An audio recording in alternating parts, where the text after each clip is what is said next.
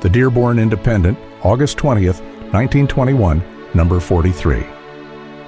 Mr. Ford's page. The truth of the No Help Wanted sign is just the opposite. You see that sign only when help is badly needed. It is a disappointment to those who are seeking help, but to those who can bring help, it offers a chance. If a man has any help to give, there is no sign that can stop him. If you can start a single wheel, if you can move a single order, if you can open a channel for the outflow of goods, you are the help that is wanted. Or, if you can start yourself going and keep going, you are the help the world needs. Much depends on whether you are asking help or offering help. Help wanted is what the world means just now when it puts the No Help Wanted sign out. There are good signs and bad signs, but the most unwelcome and untruthful sign of all is that which sometimes hangs in the windows of business places. No help wanted. Or perhaps it is not untruthful. Perhaps it is stating the exact truth, in which case it is much worse.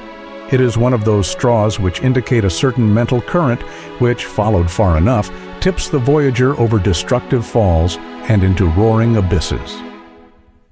Regard the world from the point of view of the No Help Wanted sign, and you get a few instructive glimpses for both employers and employees.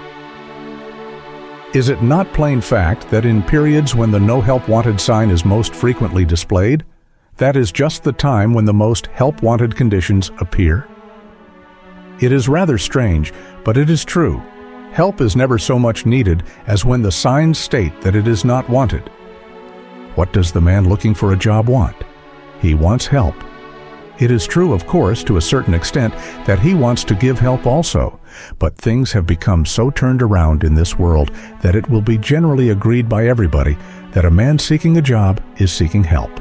He is willing to pay for the help with the service he can render, but the main object is to get the help he needs.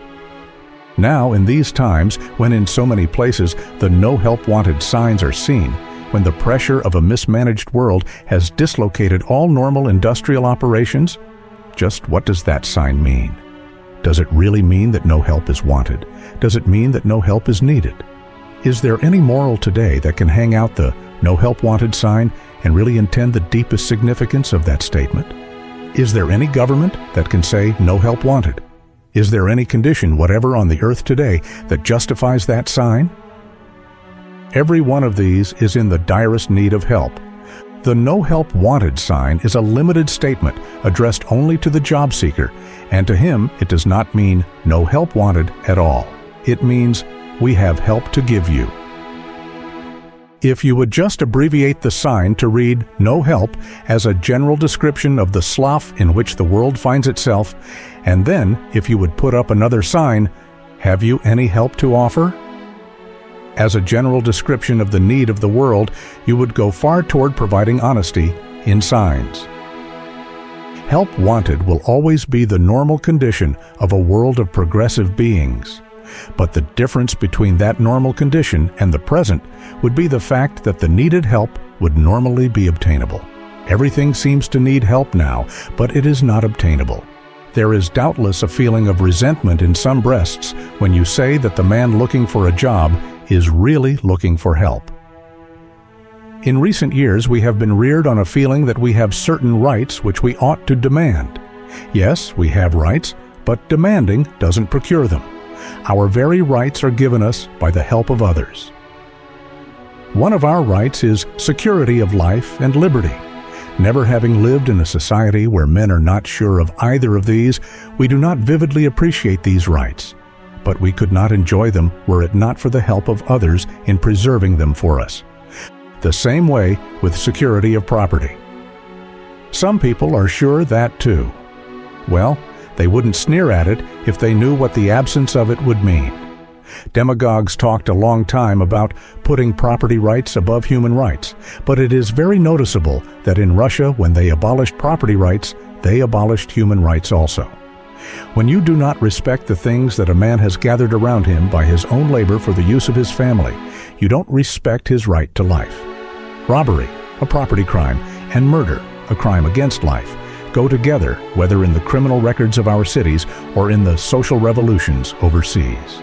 There is a vital link between property and life, just as there is between bread and life.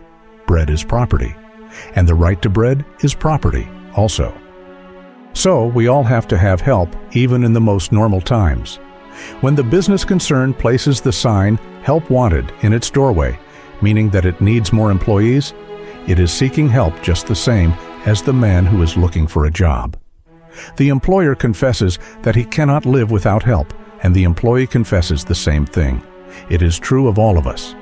We had better recognize it and cease our profitless flirting with fine-sounding fallacies which have collapsed whenever the slightest pressure of testing has been put on them. The so-called government of Russia proclaimed all the rights, real and imaginary, in the category of wild anarchy. It has failed even to procure the right of enough to eat. It was quite natural that Sovietism should be a political failure, as at present operated. But why could not the Soviets raise wheat? All that Russia needs was bread.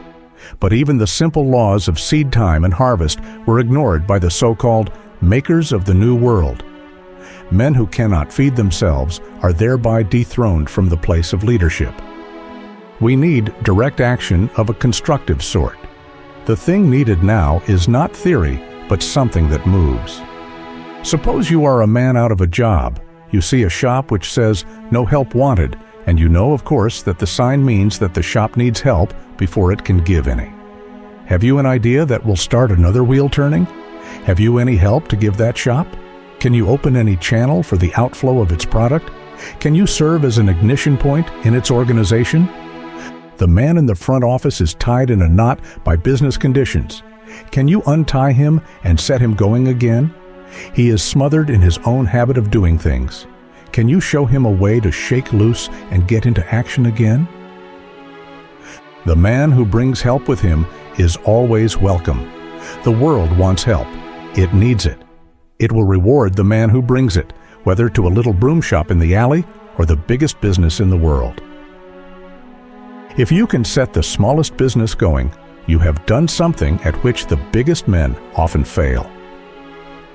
One point to consider is this: help differs with the need. A year or two ago, the world asked only the kind of help which anybody could give, the help of energy and labor to keep it moving in the way it was then going. The kind of help then asked was virtually as easy as pushing business downhill. But conditions have changed. Business arrived at the foot of the hill in due time, and now it needs a different kind of help. There are, of course, thousands of theories, millions of ideas. But what counts now is help to get uphill again. As a matter of fact, the world is through with theorists. The world has starved on the best theories ever devised. What it asks is an object lesson in something actually going. If a man can start even a wheelbarrow or dirt cart, he will take rank among the people whom the world is waiting for, the helpers that the world must have. If a man can start himself going, even if he can swing out of his rut and so organize his efforts to start going and keep going at something which supports himself and renders an equivalent to others, he has shown himself to be of the quality of world helpers. Great hosts are out asking for help. If they could start things for themselves by doing needed things they never thought of before, it would send such an impulse of energetic self-reliance through society that the tide would turn, for the tide is turnable.